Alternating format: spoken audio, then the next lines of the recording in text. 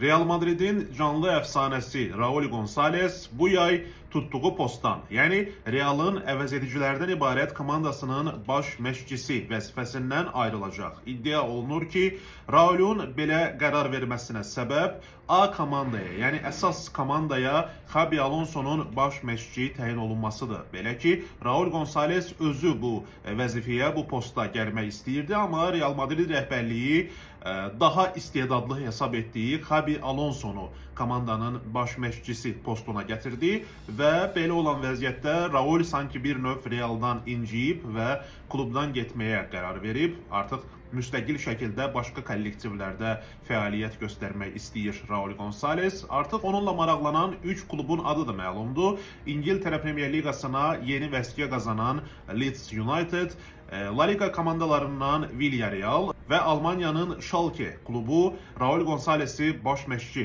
postunda görmək istəyir. Görək hadisələr necə cərəyan edəcək.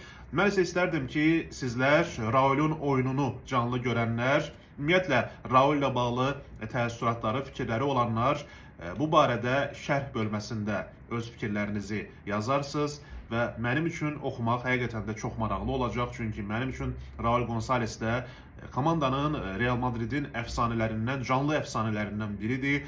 Ötən gün Luka Modric Real'dan ayrıldığını açıqladı. Bugün isə Raul Gonzalez də artıq ikinci dəfə Real Madrid'dən gedir. Əfsanələri itirə-itirə gedirik.